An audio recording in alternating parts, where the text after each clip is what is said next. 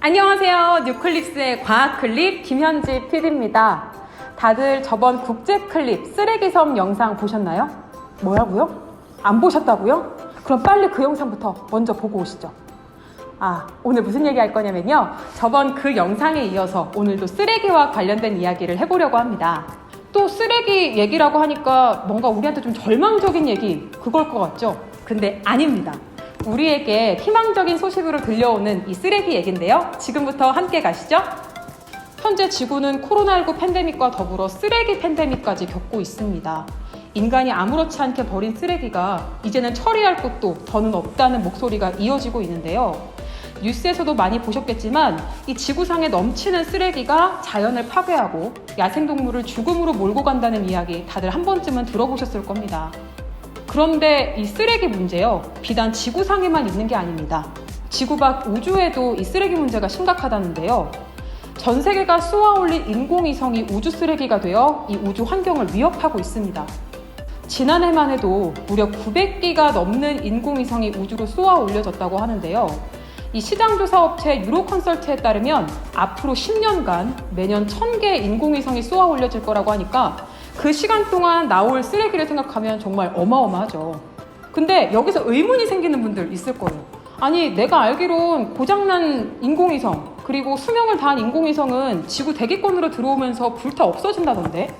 맞습니다. 그것도 맞는데요. 그렇지 않은 것들도 있다는 게 문제입니다. 현재 지구 궤도에 있는 위성의 무려 40%가 작동하지 않는 상태라고 합니다. 이는 무게로 따지면 약 8,000톤인데요. 이것들이 시속 3만 킬로미터로 지구 주변을 돌면서 그 다른 위성들을 공격하고 있는 거죠. 그럼 지금까지 그 많은 우주 쓰레기들이 나왔을 텐데 이거 도대체 어떻게 했을까? 방법이 있긴 했는데요. 작살이나 그물을 이용하거나 아니면 로봇팔로 대기권에 진입시켜서 수거하는 방법이 있었다고 합니다. 하지만 이것들은요, 돈이 많이 들기 때문에 비용적인 측면에서 비효율적이었다고 하네요. 자, 여기서부터 집중하세요, 여러분. 오늘의 하이라이트가 여기서 나오는데요. 그렇다면 이 문제에 있어서 획기적인 대안을 제시하는 건 뭘까? 오늘 그 얘기를 하려고 하는 거거든요. 일본에서 이 우주 쓰레기 문제를 해결하기 위해 우리가 나무로 인공위성을 만들겠다, 이렇게 밝힌 겁니다. 일본의 목재업체 스마트 모이목과 교토대가 2023년까지 우리가 나무 위성을 만들겠다고 밝힌 건데요.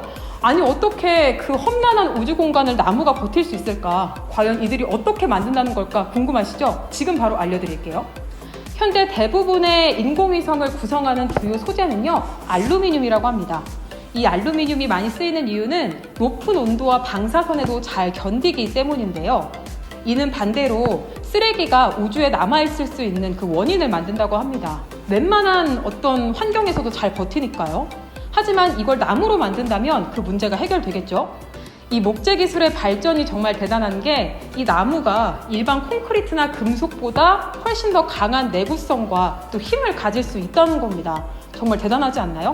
뿐만 아니라 이 지구 표면의 자기장과 전자파까지 투과할 수 있어서 현재 제작되는 인공위성들은 안테나가 밖으로 뻗어 있는데 이걸 나무로 만들면 안으로 넣을 수도 있다고 합니다.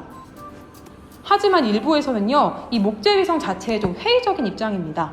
왜 그러냐면 실제로 우주 쓰레기로 나오는 것들은 다 위성 본체가 아닌 내부에 있는 물질들에서 나오는 건데 본체만 나무로 바꾼다고 한들 그게 무슨 소용이 있겠냐는 거죠. 그런데도 목재 위성은요, 이 기존의 알루미늄으로 만들어진 위성에 비해서 훨씬 친환경적이고 또 환경적으로도 앞서 나가는 걸음이다 라고 하는 긍정적인 평가를 받고 있습니다. 즉, 우주 쓰레기 자체를 수거하는 역할이라기보단 이 인공위성을 만드는 그 역사에 한 획을 그을 수 있다는 긍정적인 의미인 거죠. 그럼 과연 어떤 목재가 인공위성의 소재로 쓰일까 궁금하시죠? 근데 아쉽게도 이 목재위성을 개발하는 스마트 모임업이 그건 1급 비밀이라 알려줄 수 없다고 말했다고 합니다. 하지만 뭐 어떤 소재든 인공위성 제작에 도움이 된다면 상관없지 않겠어요? 이렇게 보니까 과학기술의 발전은 인간이 겪고 있는 다양한 문제를 해결해주는 중요한 역할을 하는 것 같고 또 인간과 환경의 조화를 이루면서 살 수 있도록 하는 데 큰 역할을 하는 것 같습니다. 얼른 하루빨리 목재 위성이 개발돼서 우리 지구가 좀 웃는 날이 왔으면 좋겠네요.